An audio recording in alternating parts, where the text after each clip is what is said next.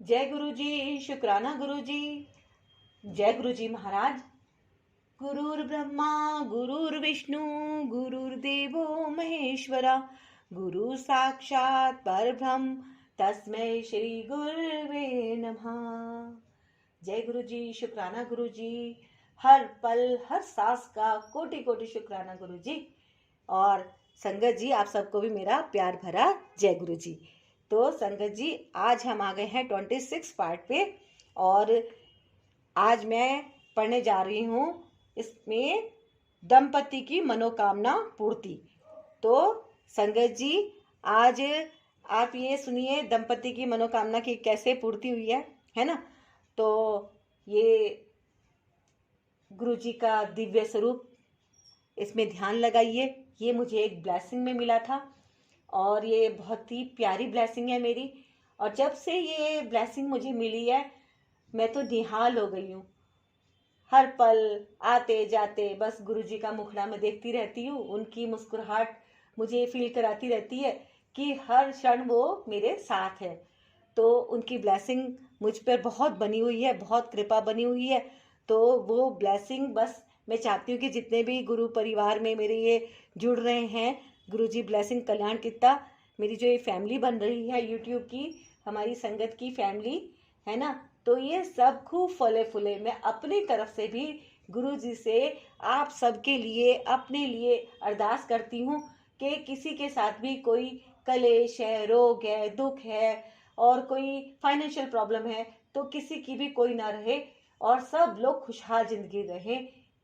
गुरु जी सबका कल्याण करे, है ना। तो गुरु जी तो हैं ही कौन? शिव जी, हमारे सदाशिव महाशिव, है ना। तो महादेव तो हैं ही चमत्कारी। वो तो सबका कल्याण करते हैं। वो तो दैत्यों का भी कल्याण करते हैं, देवताओं का भी। आपको पता है संगत जी कि देवताओं ने भी एक तरह से महादेव जी से कंपटीशन थोड़ा करा, प्रतिस्पर्धा रखते थे वो भी। और लेकिन वो तो देवाधिदेव हैं, इसीलिए हैं वो क्योंकि वो किसी से भी नहीं हार सकते। देवों के देव, देवताओं को भी उन्होंने परास्त कर दिया, दैत्यों को भी उन्होंने परास्त कर दिया और बने हैं वो देवों के देव महादेव, है ना। क्योंकि देवताओं ने भी उनको कई बार चुनौती देने की कोशिश करी। हमने जो पिछले दिनों महादेव एपिसोड आया था उसमें ऐसा देखा कुछ कुछ जगह। और तब से हम देखते हैं कि हाँ थोड़ा थोड़ा सा देवताओं में भी रहा इनके प्रति कंपटीशन। लेकिन वो तो बिल्कुल एकदम है ना, देवों के देव महादेव हैं। तो वो तो राम को भी वरदान देते हैं और रावण को भी, उनके लिए सब इक्वल है ना।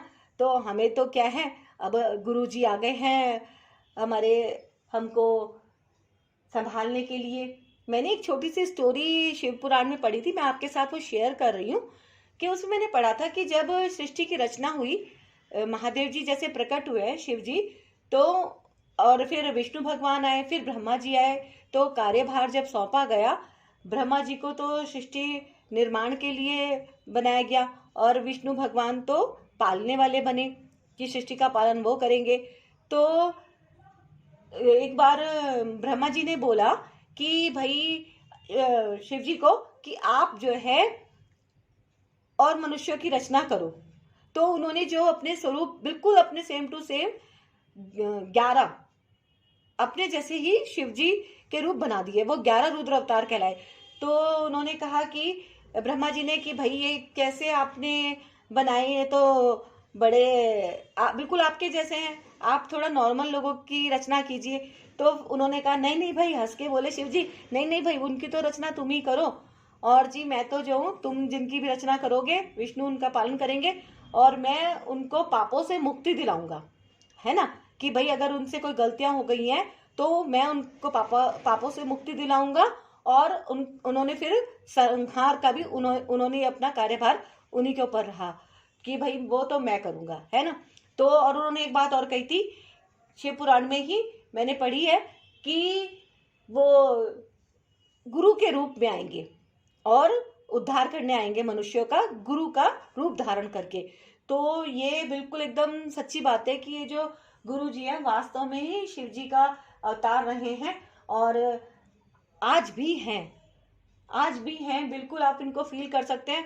जितना ज़्यादा आपका विश्वास, बिल्कुल निष्ठा आपकी बनी हुई होगी, पक्की होगी आस्था, तो ये आप इनको बहुत अच्छे से, बहुत ही इजीली फील भी कर पाएंगे कि हाँ, ये गुरुजी वास्तव में आपके दिल की बात कैसे सुनते हैं। चुटकियों में, कभी कभी तो चुटकियों में एकदम से आप सोचते हो मन में कि काश ऐसा हो जाए, और सडनली वो हो जाता है ना।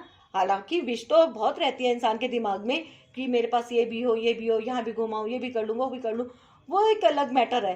लेकिन शायद गुरुजी सोचते हैं कि ये तो सब चलो इनकी अलग बातें हैं, जिस चीज़ की उनको समझते हैं वो कि हाँ भाई बहुत ही अर्जेंट जरूरत है, तो वो फटाफट से वो मनोकामना बिल्कुल पूरी कर देते हैं, नो डाउट। तो डाउट तो रखना ही नहीं है मन में, बस श्रद्धा रखनी है। और चलिए, मैंने आज आपको बहुत अपनी बातें बता दी जो मैंने शिव पुराण में पढ़ी थी, एक्चुअली मैंने आपके साथ वो शेयर किया है। तो अब स्टार्ट करती हूँ मैं। दंपति की मनोकामना पूर्ति।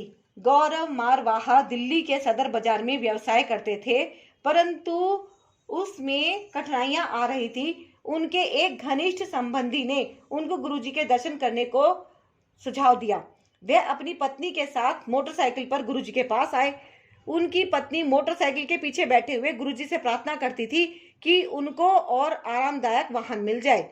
शीघ्र ही उनका व्यवसाय चल पड़ा और 1 मास में ही उस दंपति ने कार ले ली। उन्हें लगा कि उनका भाग्य पलट गया। एक पुराने अनुयायी ने इससे गुरुजी का हस्तक्षेप होने की बात करी तो उन्होंने उस पर विश्वास नहीं किया। गौरव की पत्नी ने सोचा कि वह तभी मानेगी जब गुरुजी उसको पहचान जाएंगे। जब वह अगली बार संगत में आए तो गुरुजी ने ऐसे ही वार्तालाप करते हुए कहा कि देखो, जनकपुरी से कितने मुसलमान आ रहे हैं। फिर उन्होंने अपना वक्तव्य बदला और बोले कि यह वह है, यमुना पार के मुसलमानों की बात कर रहे हैं। गौरव की पत्नी जनकपुरी में रहती थी और गुरुजी के इस कथन के कुछ सप्ताह पश्चात उन्होंने यमुना पार क्षेत्र में घर ले लिया। वह गर्भवती भी हो गई। दिन गुजरते गए और महिला गर्भ परीक्षण के लिए गई। विशेषज्ञों ने गर्भ संबंधित समस्याओं से अवगत कराया और गर्भपात कराने का परामर्श दिया। भक्तों ने दंपति को बताया कि वह गुरुजी पर आस्था बनाए रखें तो कोई अप्रिय घटना नहीं होगी। वह गुरुजी के पास आते रहे और अंततः उन्हें एक कन्या की प्राप्ति हुई। 2005 में गुरुजी ने अपने जन्म दिवस के अवसर पर गौरव की पत्नी को बुलाया और कहा कि वह बहुत मोटी हो गई है। वह मुस्कुराकर चली गई। गुरुजी के इस कथन के 1 मास में ही बिना कोई व्यायाम किए या भोजन पर प्रतिबंध करे हुए उसका वजन 15 किलो कम हो गया। दंपति की पहली धारणा कि उन्होंने कार अकस्मात ली थी गलत था। गुरुजी स्वयं कहते हैं कि संयोग से कुछ नहीं होता, चुनाव से ही कामना की पूर्ति संभव है और ईश्वर होने के कारण गुरुजी चयन करते हैं। गौरव मारवाहा दिल्ली द्वारा कथित। तो संगत जी देखा, ये है गुरुजी का मिरेकल, ये है गुरुजी का चमत्कार कि कैसे वो किसी को भी ब्लेस कर देते हैं, है ना। तो कैसा लगा आपको ये दिव्य आभा का सत्संग? इसे आप जरूर सुनिए और ज़्यादा से ज़्यादा लोगों के साथ आप शेयर कीजिए, है ना। ये दिव्य आभा क्या है? ये एक ग्रंथ ही है, ये किताब नहीं, एक ग्रंथ है ये, क्योंकि इसमें गुरुजी के जितने भी सत्संग हैं वो सब इसमें लिखे हुए हैं।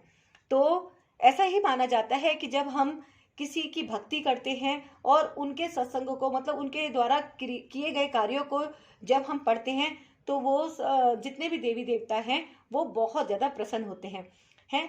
तो ऐसा ही मैं भी मानती हूँ, क्योंकि जैसे नवरात्रों में आपने देखा होगा कि हम क्या पढ़ते हैं, दुर्गा सप्तशती वगैरह पढ़ते आए हैं। तो ये क्या चीज़ें हैं? ये भगवान को प्रसन्न करने की ही सब फॉर्मूले हैं।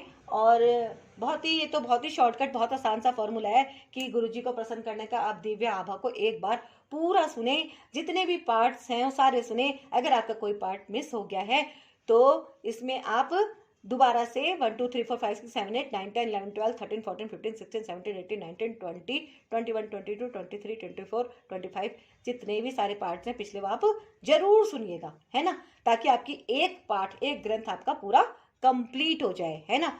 तो बाकी आपकी विशेष तो आप मांगो या मत मांगो, कल्याण तो गुरुजी अपने आप ही करेंगे। आप तो बस उनका मुस्कुराकर स्वागत कीजिए। तो मिलती हूँ मैं आपसे नेक्स्ट वीडियो में। तब तक के लिए जय गुरु जी। और जाने से पहले मैं आपसे फिर वही बात कहती हूँ कि अगर आपने गुरु जी ब्लेसिंग कल्याण कीर्तन चैनल को अभी तक सब्सक्राइब नहीं किया है तो सब्सक्राइब कर लीजिए, लाइक कीजिए और वीडियो को ज़्यादा से ज़्यादा लोगों के साथ शेयर कीजिए। उन सबका अगर कल्याण होगा तो आपका भी ऑटोमेटिकली कल्याण होगा। ये तो गिव एंड टेक का जमाना है ना, खुशियाँ बांटो और खुशियाँ पाओ, है ना गुरु जी। तो चलती हूँ मैं, एक बार आपका मंत्र जाप भी कर लेते हैं। जय गुरु जी। ओम नमः शिवाय, शिव जी सदा साई। ओम नमः शिवाय, गुरु जी सदा साई। ओम नमः शिवाय, शिव जी सदा साई। ओम नमः शिवाय, गुरु जी सदा साई। ओम नमः शिवाय, शिव जी सदा साई। ओम नमः शिवाय, गुरु जी सदा सहाय। जय गुरु जी। आज्ञा, भूल चूक हो गई हो कुछ तो उसके लिए क्षमा करना। जय गुरु जी।